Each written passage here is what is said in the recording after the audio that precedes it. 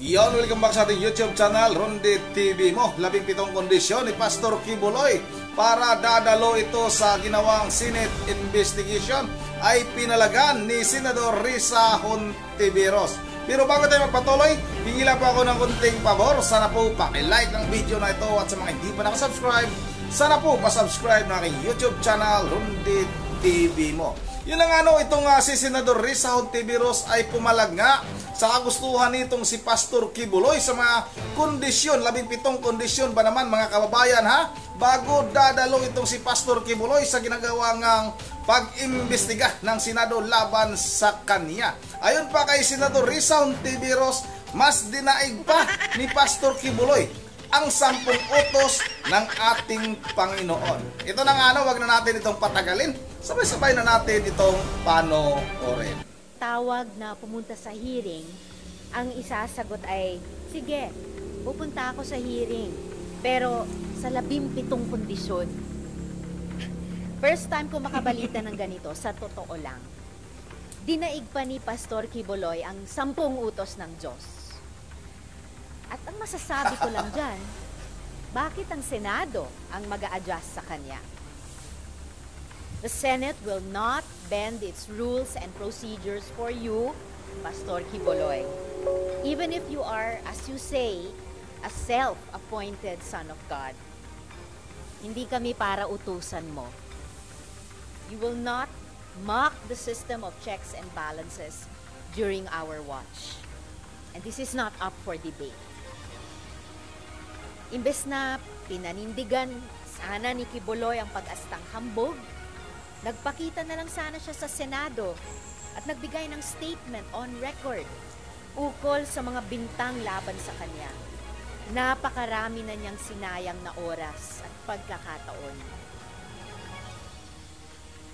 Tungkol naman sa pirmahan para i-block ang contempt order laban kay Kibuloy, ang huli nating balita ay 4 pa rin sila. At ang masasabi ko naman dyan ay Happy International Women's Month pa rin sa aking mga colleagues. Of course, I respect the prerogatives of my fellow senators. Pero may kaunting oras pa naman para ma-review nila ang mga testimonya ng mga witnesses sa ating mga hearings, lalo na ang mga kababaihan. Siyempre, hopeful pa rin ako na maitataguyod natin ang mga prinsipyo ng transparency, accountability, at moral responsibility. Marami pong salamat at handa na po ako sa mga tanong. Pwede magtanong? Ano nangyari sa PhilHealth?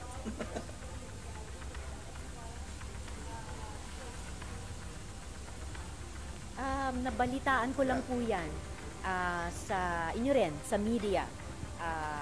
Ngayong umaga ba or kahapon lamang. So, tingnan po natin kung anong ground ang maire-raise nila sa Korte Suprema.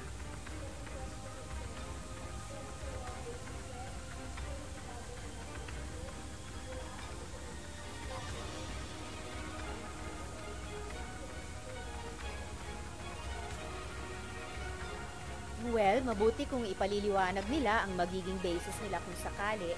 Wala akong maisip na basis. At bilang tagapangulo ng komiteng iyon, ang masasabi ko lamang ay didinigin ng komite ang resolusyon hanggang matapos ang aming trabaho dyan. Not a day later, not a day earlier either.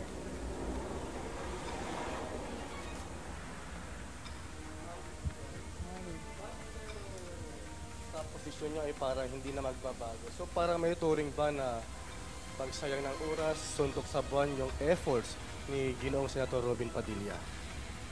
Never kong tatawagin ang anumang trabaho ng kapwa-senador na pagsayang ng oras o suntok sa buwan. At higit pa doon, masisigurado ko po sa inyo na ang trabaho ng komite, alang-alang sa mga babae at menor de edad na biktima at victim survivors ni Pastor Kibuloy, yan ang lalong hindi pagsayang ng oras. Yan ang lalong hindi pagsuntok sa buwan. At may napatunayan na ang Senado, ang iba't ibang komite namin sa ganyang aspeto, na sa simula para napakahirap makapagsalita ng victim survivors. Parang napakahirap makakuha sila ng hustisya. Ngunit sa kasaysayan ng Senado, ilang beses nang napatunayan na oo, ang aming mga investigasyon in aid of legislation ay naging daan para dyan sa mismong katotohanan at katarungan at naging daan din para palalong pagandahin at palakasin ang ating mga batas. Pero is there any chance, even slim chance na magbago yung posisyon niyo dahil sabi ni Senator Robin parang pagsayang daw ng resources ng gobyerno yung Senate hearings at kaya nalaman ko sa judiciary. May mga precedents sa ating korte at kahit dito sa Senado na kahit mayroon ng umaandar na kaso o nahain na mga kaso, ang executive sa judiciary ay nagpatuloy pa rin ang mga pagdinig dito sa Senado. At ito po ay nagsalita rin tungkol dito ang Korte Suprema dahil importante ang mga kaso sa judiciary at kasing importante ang mga investigasyon in aid of legislation dito sa Senado. Ni isa ay mas importante sa isa. At kung interesado kayo ay pwede ko ring ibahagi sa inyo yung mga precedents, no? Tungkol po dito.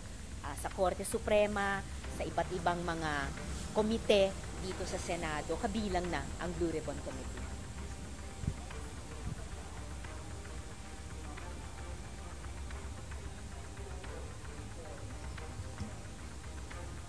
Sabi nila, wala daw silang nakikita na kailangan itong investigation na ito in aid of legislation. Kaya pinatitigil nila. At yun na nga, nabanggit na anyway, may criminal case naman na let the court decide and not the Senate. Una, hindi naman papel ng komite ng Senado desisyonan ang pagka-inosente o pagka-guilty ni Pastor Quiboloy sa mga reklamo laban sa kanya. Yan ay larangan ng korte. Pero papel ng Senado at responsibilidad namin tignan kung dahil sa mga krimen na mapapatunayang nangyari o offense na napatunayang natanggap ng mga victim survivors, ay may mga gaps sa ating mga batas na kailangan naming gamutin. Iwasto kung may mali, punuin kung may gaps. At tungkol dito, kung papansinin ng aking mga kasama dito sa Senado, may at least 3 nang lumilitaw na areas for additional legislation na bibigyang daan nitong investigasyon. Sinama ko po sa opening statement ko sa nakaraang hearing at ulitin ko po ulit sa inyo ngayon. Una, sexual abuse within secretive religious organizations and issue of consent in faith-based dynamic. Kapag po ang isang tao, halimbawa isang babae o isang menor de edad, ay pinaniwalaan na itong tao ay isang di lamang mataas na religious leader, kundi embodiment pa ng Diyos. At ang pagsilbi sa kanya ay nangangailangan ng kahit anong sakripisyo, pati sakripisyo ng sariling kalayaan at katawan. Yan ba ay tama? O yan ba ay isang aspeto na dapat i-regulate ng ating mga batas dahil posibleng nalalabag ang karapatan at kagalingan ng isang mamamayan, kabaro man o lalo na menor de edad, sa konteksto ng isang makasikretong religious organization. So anong mga amyenda sa ating batas ang kakailanganin para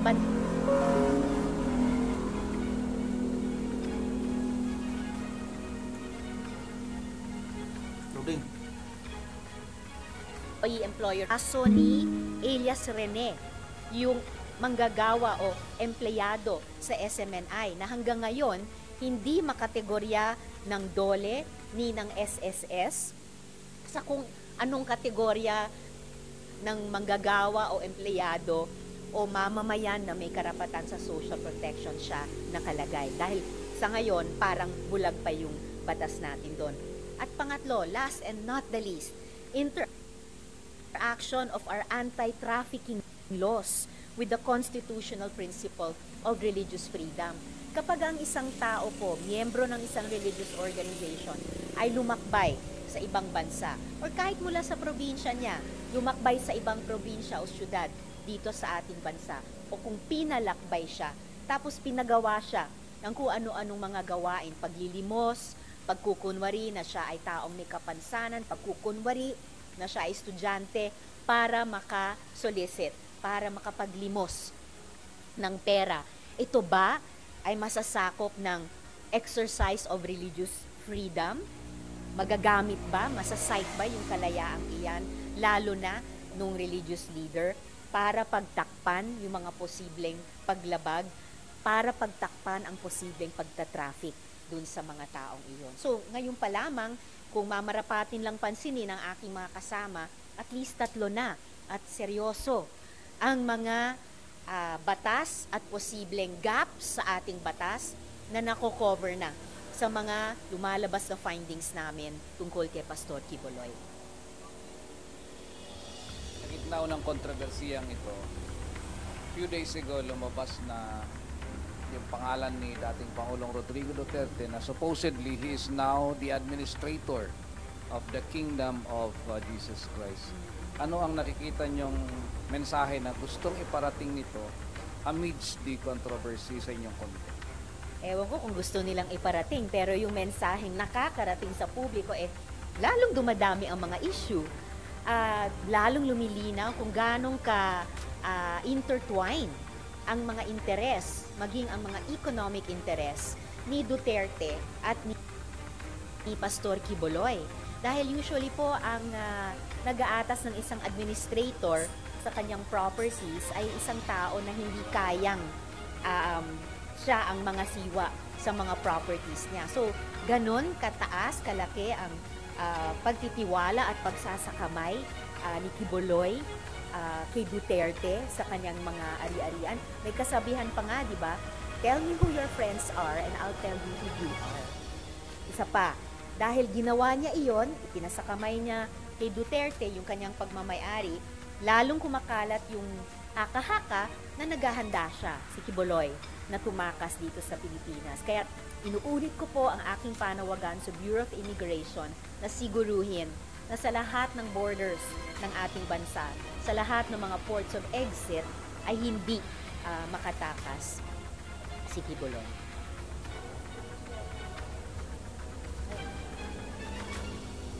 Ma'am, good morning. Ma'am, ano lang, can you mention some of that 17 conditions kung nakarating sa inyo po? Nakita ko lang po sa social media nila Opo. Opo. Wala pa namang official na communication sila tungkol sa mga iyon or ilan or isa sa mga iyon. Sana nga hindi totoo Kaya lang pinamumudmud talaga nila. So halimbawa, ang pamagat ng 17 ay sets of conditions for Pastor Apollo C. Quiboloy to attend Risa Ontiveros' Senate hearing. Number 1, unmask and show the full faces of your witnesses. No mask, no dark eyeglasses, no caps, bonnets, or head covering of any kind. Ganon. Ayaw mo? At marami pang iba, 16. Ayun yan, mga Ano din kababayan. yung para sa inyo pinaka-absurd maliban dun sa witnesses po? Well, yung buong set ng 17 o kung ilan man siya naging kasi yun na nga sabi ko kanina, ngayon lang ako nakaranas na mayroong inimbita 2 beses, sinabina na ng Senado, tapos ang sagot ay paunlakan ko pero ito ang mga kondisyon ko. May kondisyon. Tapos 17. Sabi ko nga, dinaig pa yung 10 utos ng Diyos. Isa pa ito, halimbawa, ang kanyang number 8 na condition, I retain the right to personally cross-examine your witnesses. That includes you, Madam Chair. No time limit. Yung mga resource persons nga sa hearing ay hindi pinapayagang i-interpellate ang isa't isa. Ang mga miyembro lang ng Senado ang nagtatanong sa resource persons. At lalong walang resource person na nagtatanong o nagko-cross-examine sa chair. At madalas, in the interest of time, kami mismong mga kapo-senador ay nag-observe ng time limit ayon sa facilitation ng chair. Ito sila, no time limit. So, talaga, out of this world. O bigyan mo na time limit, puro ba pagsalita? Huling halimbawa, Talaga. number 14. All expenses incurred from this trip, yung kanya raw pagpunta rito na ang dami-daming kasama, malaki yung kanyang entourage. All expenses incurred from this trip, including private jet flight, back and forth, with parking in NAIA, food according to my dietary requirements, and fees for accommodation in a 5-star hotel for me and my party must be shouldered by your office. So wow, kukulangin pa talaga yung ipinalimos niya sa mga taon niya para sa jet fuel. Ito ngayon ay mayroong all expenses for that private jet flight. Merong pang food requirements at hindi lang 4-star, 3-star, 2-star, 1-star hotel, 5-star hotel. Magastos po ang resource person natin. So ma'am, kung halimbawang gano'n, mag-jet pala siya, kayo ba naniniwala or you have this feeling na nandito pa rin talaga si Kibuloy? Posibleng nandito pa rin siya sa mga inaasta niyang ganyan. So lalong walang dahilan na hindi siya magpresenta ng sarili niya dito sa Senado. Ano ma'am yung, 4 pa lang yung nagsasign. And balita ko. kumbaga sa medyo mas meron kayong talagang fighting chance na eventually makahingi ng arrest order kay SP. Ma'am, kung halimbawang tomorrow, hindi talaga mabit yung required 8 signatures, paano po yung magiging takbo, yung susunod from your end, ma'am? Bukas ay ika-7 araw na mayroon ang aking kasama dito sa Senado mula nung una nilang minanifest ang kanilang objection na makabuo ng majority ng komite o 8 para mag-object ng sama-sama. Kung bukas ay hindi umusad mula sa 4 ngayon papunta dun sa 8 kailangan, ibig sabihin magsa-stand yung pag-cite ko in contempt kay Kibuloy at ipa-follow up ko kay SP na ipaaresto na siya para dalhin dito para sa wakas humarap na sa Senado, sumagot na sa mga tanong tungkol sa kanya. Yung legal lang ma'am issue. Kasi yung direction din ng House, ito rin parang most likely papa-aresto nila si Kibuloy. Paano po yun? Parang coordination in the event na kailangan. Walang coordination at wala ring coordination ang kailangan or maaring dapat dahil ang House ay may sarili nilang proseso. In fact, sa ibang subject ng kanilang investigasyon at dito rin, ang aming investigasyon naman dito ay nakatutok dun sa mga reklamo ng mga babae at menor de edad na victim survivor. So, magpapatuloy din lamang kami ano man ang mangyari at di mangyari sa House. Ma'am, for legal, anong tawag dito, picture. Kung sakaling mauna yung House at in the event na kunyari maaresto nga nila si Kibuloy, ang committee po ninyo ay magre-request from time to time para siya naman ay palipatin o pag-testifyin sa Senate. Yan ba yun, ma'am? Posible po yun. In the interest of makasagot din siya sa mga tanong ng Senate Committee on Women tulad ng maaring sasagot siya sa mga tanong ng House Committee on Franchises yata, posibleng hilingin namin sa House na padaluhin din siya dito para sumagot sa amin. Ma'am, huling tanong galing sa akin. Kasi yun, last week, kanya-kanya ng points yung mga pumirma dito sa written objection. Maliban dun sa sinasabi na nasa court na or maghahain na ng kaso, may nagsasabi na naging political na yung direction nitong investigation na to at may nagsasabi rin na parang kinukuyog si Pastor Kibuloy. Sa una, yung reaction nyo doon, and then pangalawa, nararamdaman nyo po ba na kahit papano, andun yung attempt ng ibang mga legislators to protect Kibuloy? Well, it would seem na dahil sa sarili nilang appreciation sa issue, gusto nilang ma-protect si Kibuloy. Pero I would only reassure kung may magtanong na ang komite mismo ay sumusunod sa mga rules ng Senado sa mga investigasyon in aid of legislation. So, tulad ng pagprotekta din namin sa karapatan ng mga victim survivors magsalita ng walang harassment sa kanila, ganoon din. At walang pagkuyog mula sa simula. Simpleng 2 investigasyon ang ipinadala namin kay Kibuloy. Siya ang nagdedma doon. Nag-issue kami ng subpoena, ang Senado, signed by the SP, nung hindi niya pinansin yung imbitasyong iyon. At ngayon, dahil may pagka-cite ko sa kanya in contempt, may miyembro ng committee ko na nag-object, binigyang daan ko isang buong linggo ayon sa rules namin para makabuo sila ng majority na miyembro ng komite.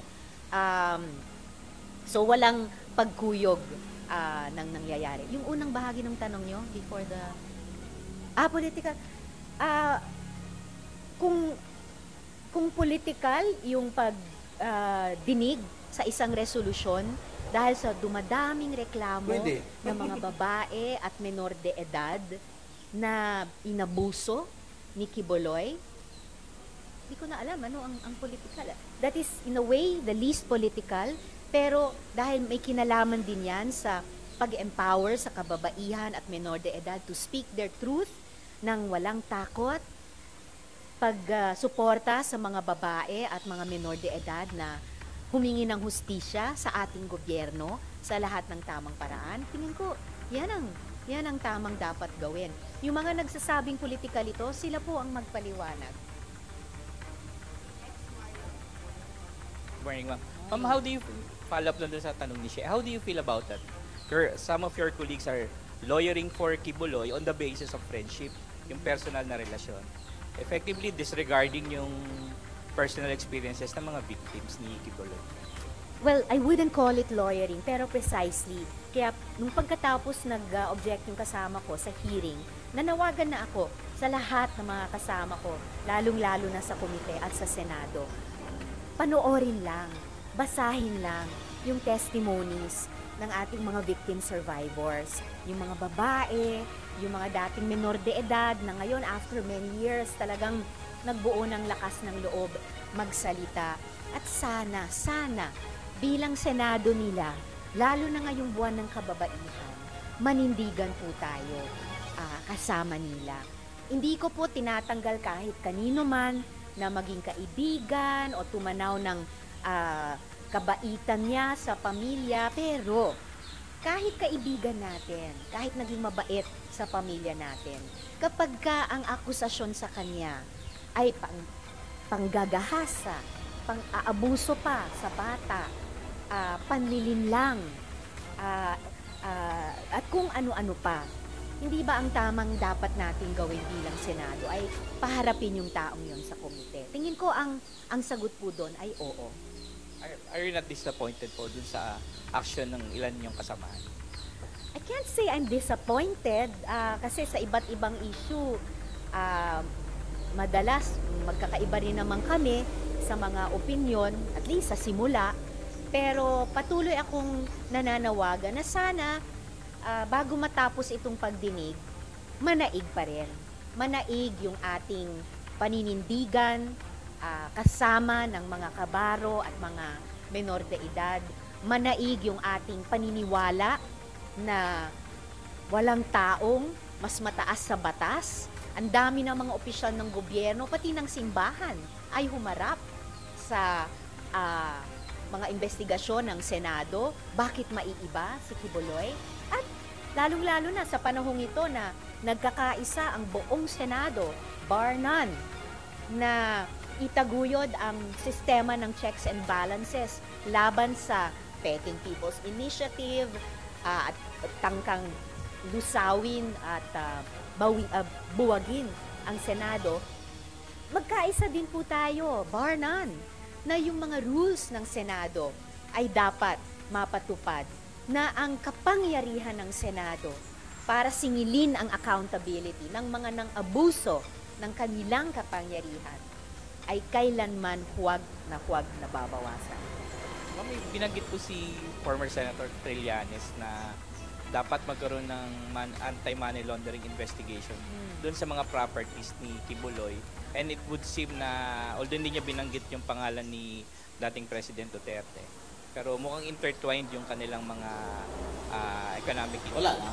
Well, salamat sa paalala ni Yun former talaga Senator Sonny. In fact, lumabas na nga sa nakaraang hearing na sa susunod na hearing, imbitahin po namin ang Anti-Money Laundering Council dahil lumabas sa isa sa mga bagong testimonya na posibleng may money laundering na ginagawa si Quiboloy dahil sa sinalaysay na paggamit ng mga account ng mga totoong tao pero para magpadaan ng pera ng iba para makarating kay Quiboloy doon sa Davao. At yun ang si Senador Risa Hontiveros. At di na rin ako magtataka kung sakaling itong ginawang Senate investigation na ito ay ipapatawag nila si dating Pangulong Duterte, lalong-lalo na nagsasalita na naman itong si Trililing Trillanes pala, buhay pa pala itong tao na ito. Alam naman natin kung gaano kagalit itong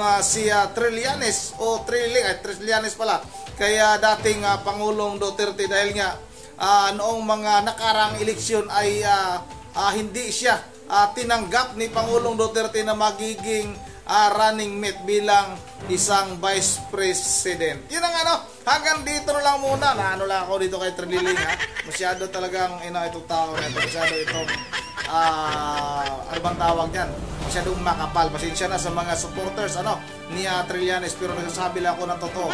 Itong si Trillanes, isang senador dati na napakawalang kwentang tao na yan. Yun ang dito lang muna. At bago tayo magtatapos, sino ba yung mga kakampi dyan kay Trillanes? Shout out mo tayo kay Ma'am Virgin Diyos anang Pulilan, Bulacan, kay Ma'am Joyce ng Japan, kay Ma'am Caroline Kawakami ng Japan, kay Eric, shout out kay Trabajador Mix Vlog, kay Dream Kalumot kumusta daw ang nangyari kay Uncle tawag ito, Uncle Quiboloy. Shout out na rin kay Alfredo Danusos, shout out kay Erlinda Ibasco, shout out kay Chilita Espinosa, kay Virgie Akuhido, at kay City Salia Baguhan, kay Edisa Borby shout out, at kay Jimmy Urias. Ma'am Joyce ng Japan shout out ulit, at kay Miriam Amboy. Yun ang dito lang muna, medyo mahaba na yung ating video. Once again, si Trillanes ay muling nag-iingay.